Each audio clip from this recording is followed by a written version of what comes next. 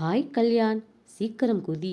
உனக்கு திறந்தவெளி காற்று இப்போ ரொம்ப அவசியம். அதுவும் உடனே அவசியம். சிரித்துக்கொண்டே எலக்ட்ரிக் ட்ரெயினிலிருந்து கல்யாண் பிதுங்கி விழுந்தான். அப்பாடா, வா வா, பிரணவாய்வே நல்லா நுரையீரல் முழுக்க இழுத்துக்கோ. அதுக்கப்புறம் போய் ஒரு டீ சாப்பிடலாம். என்ன சுகனியா, நீ எந்த ட்ரெயினிலிருந்து வந்த?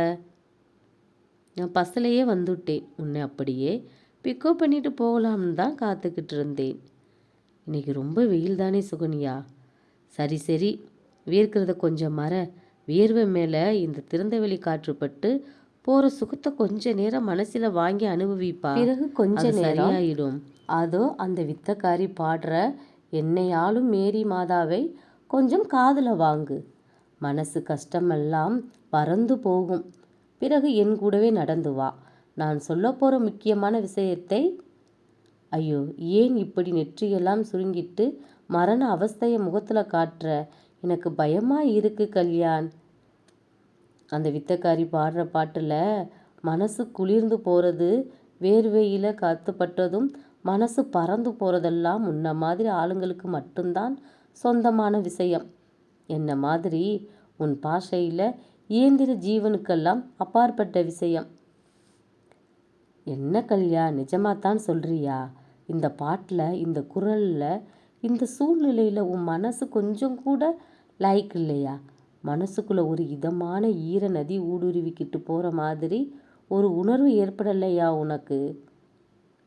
அதெல்லாம் ஒன்றும் கிடையாது. ஐயோ சாமி, வயிறு பசிக்குது, காசு போடுங்க. வழக்கமான ஒப்பாரி தான் எனக்கு கேட்குது.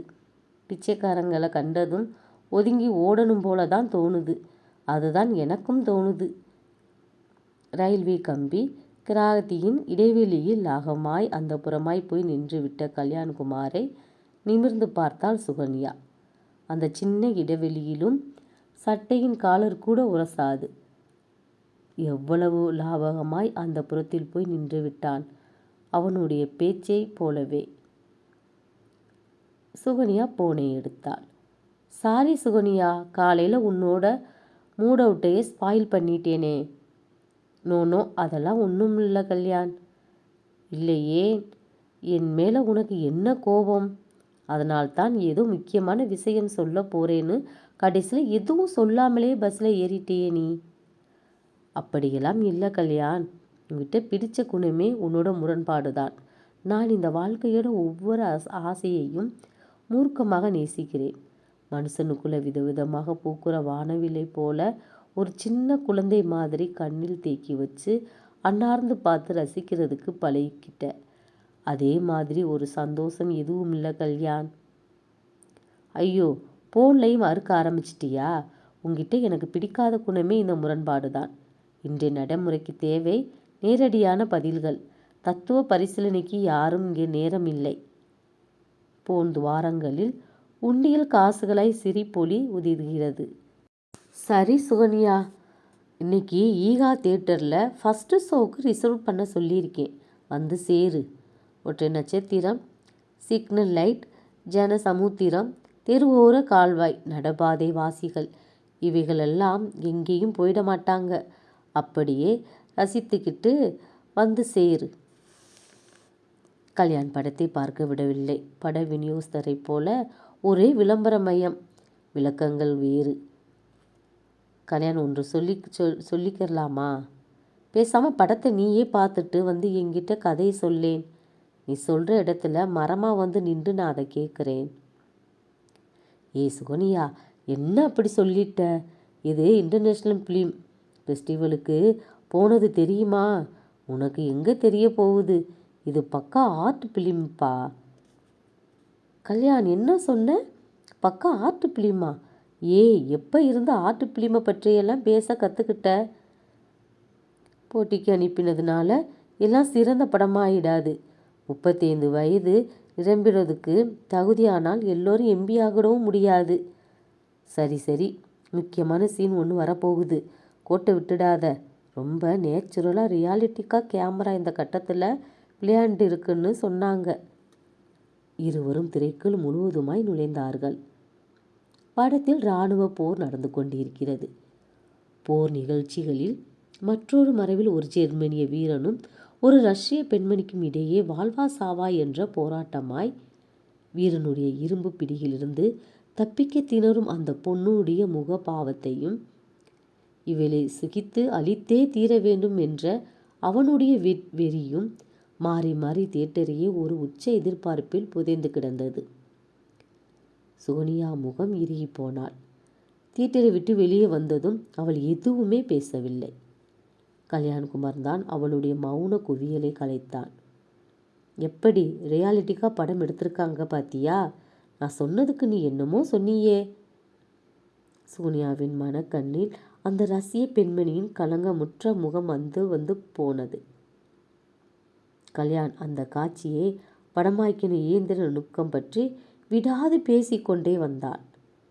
ஏய், என்ன ஒரு மாதிரியா வர்ற? உனக்கு படம் பிடிக்கலையா? கலை கண்ணோட்டத்தோடு பார்க்கணும் பிஏ. இந்த இயந்திரமான கலையை உன்னால் ரசிக்க முடியலையா? Stop it Kalyan. உன்னை மாதிரி என்னால் இந்த காட்சியை ரசிக்க முடியாது. உன்னை மாதிரி இந்த காட்சியை படமாக்கின இயந்திர நுணுக்கத்தினையும் வியந்து மயங்கி நிற்கவும் முடியாது. என்னால் வேதனை படம் மட்டும்தான் முடியும். அந்த பொண்ணோட துடிப்பில் கதறலில் சொல்லப்படுகிற தேசத்தோட சோக வரலாற்றுக்காக ஒப்பாரி வைக்கத்தான் முடியும். கோழியை சமைப்பதற்காக வீட்டில் அருவாமனையில் அறுத்து கீழே போட்ட உடனேயே சிறகு படப்படவுன்னு துடிக்குமே, அதை படமாக்கினாலும் கலைன்னு ரசிப்ப. என்னால் அதை ரசிக்க முடியாது. அது ஒரு உயிர் துடிக்கிறத எப்படி கலைன்னு ரசித்து பார்க்க சொல்கிற? கலைன்றது வேறு இயந்திர நுணுக்கம் மட்டும் சம்மந்தப்பட்டதுன்னு நினைக்கிற. அது ரத்தமும் சதையும் நரமும் சம்மந்தப்பட்ட ஒரு விஷயம். ஐயோ, தப்பு தப்பு தப்பு. தெரியாம தனமா உங்ககிட்ட மாட்டிக்கிட்டேன். உன்னோட டிபார்ட்மெண்ட்னு தெரிஞ்சும் நான் வார்த்தையை விட்டுட்டேன். ப்ளீஸ் வாபஸ் வாங்கிக்கிறேன்ப்பா. கல்யாண், கலைன்னு வந்துட்டா மனிதாபிமான சிந்தனையோடு பார்க்கறதுக்கு பழகிக்கோ. அதுதான் ஒரு கிரெடிட்டுக்கு வேண்டிய முதல் அம்சம். ஐயோ, நான் தான் வாபஸ் வாங்கிட்டேன்ல, விடு. ஏதோ முக்கியமான செய்தி ஒன்று சொல்கிறேன்னு சொல்லியிருந்தியே, அதை சொல்லு முதல்ல. இருவரும் பாலத்தின் மேல் நடந்து வந்து கொண்டிருந்தார்கள். ஏய், இப்போ நீ சொல்ல போறியா இல்லை இப்படியே ஃப்ரிட்ஜிலிருந்து கீழே குதிக்கவா? பொறு கொஞ்சம் ரிலாக்ஸ் பண்ணிக்கிறேன். சரி, ரிலாக்ஸ் பண்ணிக்கோ. முகத்தில் படுற காற்று, தூரத்தில் ஒன்று வீசி ஊதிட்டு வர்ற ரயில், சலசலன்னு பேசிட்டு வர ஜனங்க எல்லாம் பார்த்துக்கிட்டு இல்லை. ஏய், இந்த கிண்டல் தானே வேண்டாங்கிறது. எங்கள் அக்காவுக்கு மேரேஜ் செட்டில் ஆகியிருக்கு, அதுதான் விஷயம். சுகன்யா, நிஜமாக தான் சொல்கிறியா? ஏய் நில்லு, திரும்பவும் சொல்லு. நீ 6 வருஷமாக நான் காத்துக்கிட்டு இருந்த ஸ்வீட்டை இப்படி அலாட்சியமாக தூக்கி எரிஞ்சுக்கிட்டு போறியே சுகன்யா. என்னோட லைன் இப்போ கிளியர் ஆச்சு. அப்பாடா, இப்போ தான் என் மனசு நிறைஞ்சு போயிருக்கு. கல்யாண், நிஜமாக தான் சொல்கிறியா? உன்னை நான் என்னைக்காவது கல்யாணம் பண்ணிக்கிறேன்னு சொல்லியிருக்கேனா? நீயா இப்படி கற்பனை பண்ணிக்கிட்டு பேசினா என்ன அர்த்தம்? போதும், உன் விளையாட்டை நிறுத்து சுகன்யா. நான் சீரியஸாக தான் சொல்கிறேன் கல்யாண். கல்யாண் சுகன்யாவை தீர்க்கமாக ஊடுருவி பார்த்தான். அவள் நிஜமாகவே பேசி கொண்டிருக்கிறாள். 4 கண்களும் நேருக்கு நேராய் நசுங்கின. சுகன்யா, நீ என்ன சொல்கிற? 6 வருஷமா என்னோட பழகினதெல்லாம் நான் ஒரு சிநேகிதியை போலத்தான் உன்கூட பழகினேன். குடும்ப வாழ்க்கைக்கு புருஷன் மனைவிக்கு ஆதாரம் அடிப்படையான விஷயமே சிநேகிதம் தானே. அதனால் அந்த சிநேகிதம் முற்றி காதலாய் நம்மிட கனிவுறுவதும் இயற்கை தானே. அதுதானே நம்மிட ஏற்பட்டு இருக்கு. சிநேகிதம் இல்லாமல் காதல் இல்லையே சுகன்யா. நான் அதை சொல்லலை. ஒரு சிநேகிதங்கிறதுக்கு அப்பால் உன்னை என் மனசில் வச்சு பார்க்கலனா. அப்படி நீ நினைக்கிறதுக்கு ஆதாரம் நான் என்றைக்குமே நடந்ததா எனக்கு நினைவில்லை. உன்னோட குதர்க்கவாதம், முரண்பாடான சிந்தனை, இவற்றை எனக்கு ஒரு நல்ல விமர்சனி நட்பாக எடுத்துக்கிட்டேன். அதுக்கு மேலே உன்னை ஒரு நாளுக்கும் எனக்கும் வாழ்க்கை துணையாக நினச்சி பார்க்கல. என்னால் அது முடியாத காரியம் கூட. உன்னோட தத்துவ பார்வை வேறு, என்னோட தத்துவ பார்வை வேறு.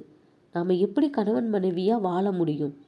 6 வருஷம் 6 வருஷத்துங்கிறியே. இந்த 6 வருஷத்தில் நாம் எந்த ஒரு விஷயத்திலேயாவது ஒன்றுபட்டிருப்போமா? எவ்வளவு முரண்பாடுகள். இந்த முரண்பாடுகள் எல்லாம் தாண்டி என்னை உன்னோட மனைவியாக காலமெல்லாம் வந்து இருப்பதை எப்படி உன்னால் நினச்சி பார்க்க முடிஞ்சது? அப்போ நம்ம 2 பேரிடமும் இருக்கிற சப்ஜெக்ட் கான்ட்ரவர்சி தான் நீ என்னைய திருமணம் பண்ண நினைக்காததுக்கு காரணம் என்கிறாயா? ஆமாம் ஆமாம் ஆமாம். என்கிட்ட இருக்கிற முரண்பாடு தான் உனக்கு ரொம்பவும் பிடித்தமான விஷயம்னு சொல்லி சொல்லி என்கிட்ட நீ நடந்திருப்பதெல்லாம் எனக்காக எந்த விஷயத்திலையும் காம்ப்ரமைஸ் பண்ணுவதற்கு தயாரவை நினச்சதெல்லாம் எவ்வளவு தவறுன்னு இப்போ தான் புரியுது சுகன்யா. முரண்படுகின்ற விஷயத்த ஒரு போலி கௌரவத்தோடு நீ நேசிக்கிற மாதிரி ஒரு பாவனை பண்ணிட்டு தான் வந்திருக்க. வாழ்க்கையில் அந்த முரண்பாட்டோட உன்னால் சங்கமம் ஆக முடியாதுன்னு புரியுது. ஆனால் உன்னோட முரண்பாட்டை வெறுக்கிறேன்னு சொல்லி சொல்லி நடைமுறை வாழ்க்கையில் முரண்படுகிறது ஒரு இயல்பான அம்சம்னு புரிஞ்சுக்கிட்டு அதை மனசார நேசித்து காம்ப்ரமைஸ் பண்ணிக்கிட்டு நான் ஏமாந்து போயிட்டேன். இருவருக்கும் இடையே ஏற்பட்டிருந்த அந்த மௌன நேரத்தில் பெரிய விசில் ஊதிக்கொண்டே தூரத்தில் சென்றது ஒரு ரயில்.